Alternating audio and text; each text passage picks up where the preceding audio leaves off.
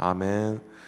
오늘 하나님께서 주신 말씀은 신명기 10장 12절부터 22절입니다. 신명기 10장 12절부터 22절입니다. 저희 한 절씩 번갈아 가면서 교독하겠습니다. 이스라엘아, 내 하나님 여호와께서 내게 요구하시는 것이 무엇이냐? 곧 내 하나님 여호와를 경외하여 그의 모든 도를 행하고 그를 사랑하며 마음을 다하고 뜻을 다하여 내 하나님 여호와를 섬기고 내가 오늘 내 행복을 위하여 내게 명하는 여호와의 명령과 규례를 지킬 것이 아니냐? 하늘과 모든 하늘의 하늘과 땅과 그 위의 만물은 본래 내 하나님 여호와께 속한 것이로되 여호와께서 오직 내 조상들을 기뻐하시고 그들을 사랑하사 그들의 후손인 너희를 만민 중에서 택하셨음이 오늘과 같으리라. 그러므로 너희는 마음에 할례를 행하고 다시는 목을 곧게 하지 말라. 너희 하나님 여호와는 신 가운데 신이시며 주 가운데 주시요 크고 능하시며 두려우신 하나님이시라. 사람을 외모로 보지 아니하시며 뇌물을 받지 아니하시고 고아와 과부를 위하여 정의를 행하시며 나그네를 사랑하여 그에게 떡과 옷을 주시나니 너희는 나그네를 사랑하라. 전에 너희도 애굽 땅에서 나그네 되었음이니라. 내 하나님 여호와를 경외하여 그를 섬기며 그에게 의지하고 그의 이름으로 맹세하라. 그는 내 찬송이시요 내 하나님이시라. 내 눈으로 본 이같이 크고 두려운 일을 너를 위하여 행하셨느니라. 함께 읽겠습니다. 애굽에 들어간 내 조상들이 겨우 70인이었으나 이제는 내 하나님 여호와께서 너를 하늘의 별같이 많게 하셨느니라. 아멘. 하나님의 말씀입니다. 신명기는 이스라엘 백성들이 가나안 땅에 들어가기 전에 다시 한번 하나님과의 언약 관계를 새롭게 상기시키기 위해서 모세가 모압 평지에서 이스라엘 백성들에게 전한 3번의 설교가 기록되었습니다. 그런데 중요한 사실은 모세는 이 3번의 설교를 통해서 단지 지난 역사를 되돌아보고 추억하고자 하는 것이 아니었습니다. 모세는 자신의 후계자 여호수아의 지도 아래 가나안 땅에 들어갈 2세대들에게 과거 1세대 이스라엘이 하나님께 대하여 범한 실수를 알리고 또한 하나님께서 이스라엘 백성에게 주신 십계명과 율법에 대해 알려주고 더불어 앞으로 하나님의 백성답게 언약 백성답게 어떻게 살아가야 하는지, 즉 하나님의 백성으로서 마땅히 살아내야 할 삶에 대해 그 이스라엘 민족에게 권면한 내용이 바로 신명기입니다. 오늘 본문인 신명기 10장은 모세의 2번째 설교가 포함이 되고 있습니다. 모세는 이스라엘이 약속의 땅을 차지할 자격이 없지만 하나님께서 오직 은혜로 그분의 뜻을 돌이켰음을 강조하면서 장차 가나안 땅에 들어갈 새로운 세대들이 과거의 실수를 반복하지 않고 어떻게 하면 하나님의 언약의 백성으로 살아갈 것인지 권면하고 있는 것입니다. 신명기 10장 11절과 13절을 제가 다시 읽어보겠습니다. 이스라엘아, 내 하나님 여호와께서 내게 요구하시는 것이 무엇이냐? 곧 내 하나님 여호와를 경외하여 그의 모든 도를 행하고 그를 사랑하며 마음을 다하고 뜻을 다하여 내 하나님 여호와를 섬기고 내가 오늘 내 행복을 위하여 내게 명하는 여호와의 명령과 규례를 지킬 것이 아니냐. 모세는 먼저 하나님께서 너에게 요구하는 것이 무엇이냐 질문과 더불어 하나님께서 이스라엘에게 요구하시는 5가지를 언급하고 있습니다. 이 5가지는 이 명령어 단어로 이렇게 정리할 수 있습니다. 경외하라, 행하라, 사랑하라, 섬기라, 그리고 지키라. 이 5개의 명령어 단어가 공통적으로 이스라엘 백성에게 어떠한 삶을 요구하는 것입니까? 이 5개의 명령어를 한 가지 명령으로 종합하자면 하나님을 온 마음과 뜻을 다해 사랑하라, 이런 명령입니다. 그런데 이 명령은 이스라엘 백성에게 완전히 낯설지가 않습니다. 신명기 6장 5절 말씀 근거로 하나님께서 요구하시는 5가지 권면을 기록되었습니다. 제가 한번 읽어보겠습니다. 너는 마음을 다하고 뜻을 다하고 힘을 다하여 내 하나님 여호와를 사랑하라. 즉 모세는 이 5가지의 명령어를 통해서 이스라엘 백성들이 오직 여호와만을 마음을 다해 뜻을 다해 힘을 다해 사랑할 것을 권면하는 것입니다. 과거의 이스라엘 백성들이 하나님을 배반하고 우상을 섬기고 하나님을 온전히 믿지 못하고 그 뜻을 거역하였던 1세대가와 같이 살지 말며 오직 하나님을 사랑하는 일에만 전념하라, 이런 메시지였습니다. 그런데 이 5개의 명령어 가운데 주목할 사실이 있습니다. 그것은 하나님이 이스라엘에게 요구하는 삶은 단지 마음속으로 그리고 겉모습만으로 하나님을 사랑하는 것이 아니었습니다. 하나님께서는 분명히 백성들이 진정으로 하나님을 경외하고 사랑한다면 하나님을 마음속으로 그리고 겉모습으로 섬길 뿐만 아니라 여호와 하나님의 도를 행하고 여호와의 명령과 규례를 지킬 것을 요구하셨습니다. 한마디로 하나님을 진정으로 사랑한다는 것은 삶 속에서 하나님의 뜻과 말씀대로 순종하여 살아가라는 것입니다.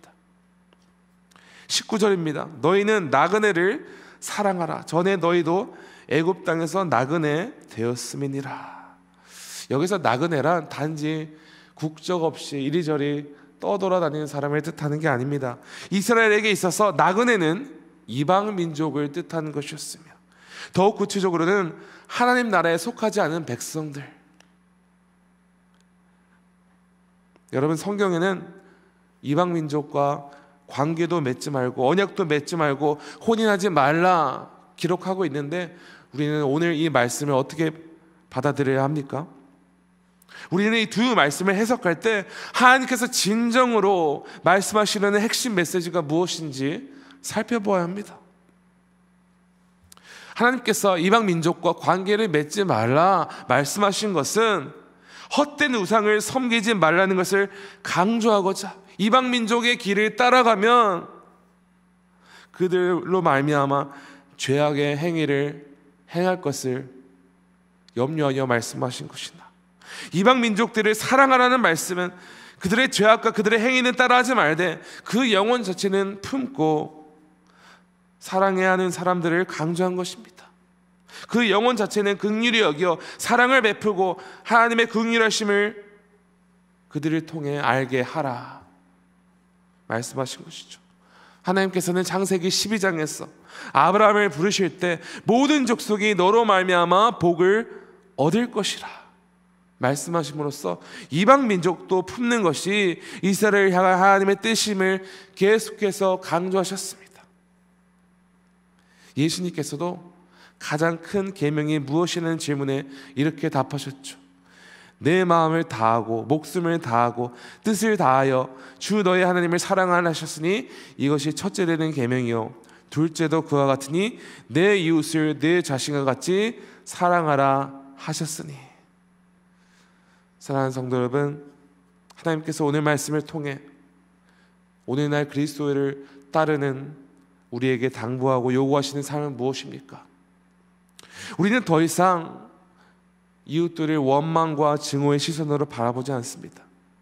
왜냐하면 하나님께서 인류를 그와 같은 시선으로 바라보지 않으시기 때문입니다. 하나님께서는 절대로 차별하지 않으시며 한 영혼이 아버지께로 간절히 돌아오기를 원하십니다. 우리 자신을 향한 이기적인 마음과 시선을 밖으로 옮기는 것이야말로 그리스도인이 마땅히 살아야 할 삶입니다. 하나님께서는 이스라엘 백성들이 애굽 땅에서 나그네였던 시절을 기억하고 이스라엘 민족들은 애굽 땅에서 그저 떠돌아다니는 나그네뿐만 아니라 자유가 없는 노예였습니다. 그런데 하나님의 전적인 은혜로 그 노예 생활로부터 자유함을 얻었고 전능하시고 신실하신 하나님의 백성으로 살아가게 되었습니다. 여러분, 그런데 우리 그리스도인도 마찬가지죠. 우리는 본래 죄의 노예였습니다. 그런데 하나님의 전적인 은혜로 입어 죽음에서 생명으로 옮겨지는 복음의 역사를 경험했습니다. 그리스도인은 예전에 자신의 죄의 노예였을 때 얼마나 비참하고 소망이 없는 존재였는지 이것을 기억하는 것에서 멈춰는 안 됩니다. 영적으로 나그네였을 때 얼마나 비참하고 소망이 없었는지 기억한다면 우리 주변에 있는 영적 나그네들, 즉 복음이 없는 이웃들을 정말로 안타깝고 긍휼히 여겨야 하는 것이죠. 우리는 영적 나그네로 살아가는 이웃의 실질적인 필요와 더불어 그들의 영적인 필요, 즉 인류의 유일한 소망이자 구원자 되시는 예수님을 선포해야 하는 것입니다. 요한일서 4장 19절입니다. 우리가 사랑함은 그가 먼저 우리를 사랑하셨습니다. 우리가 먼저 하나님의 은혜를 입어 구원을 입는 백성이 되었기 때문에 우리도 다시 예수 그리스도의 사랑을 흘려보내야 하는 것이죠. 복음으로 새롭게 태어난 그리스도인은 속사람이 바뀌게 되었습니다.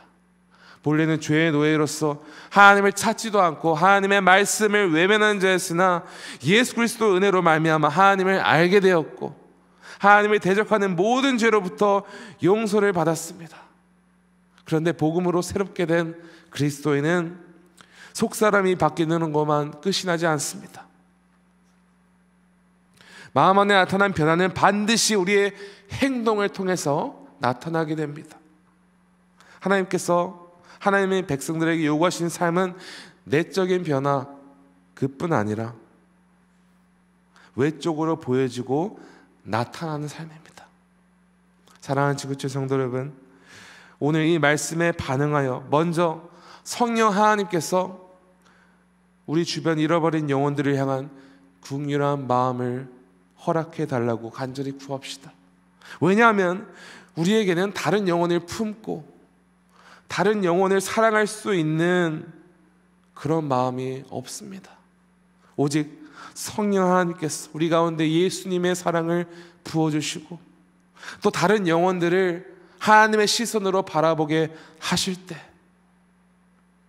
그때야말로 하나님의 뜻이 우리를 통해 이루어지며 우리가 진정으로 다른 영혼들을 긍휼히 여기고 찾아갈 수 있는 것입니다. 오직 성령 하나님께서 우리 가운데 예수님의 사랑을 부어주실 때 다른 영혼을 향하여 그 사랑을 흘려보낼 수 있음을 믿으시기 바랍니다. 오직 예수님의 사랑으로 매일 충만하시고 그 사랑으로 하나님께서 우리에게 붙여주신 잃어버린 영혼들을 사랑하고 그 복음을 선포하는 역사가 있기를 간절히 축원합니다.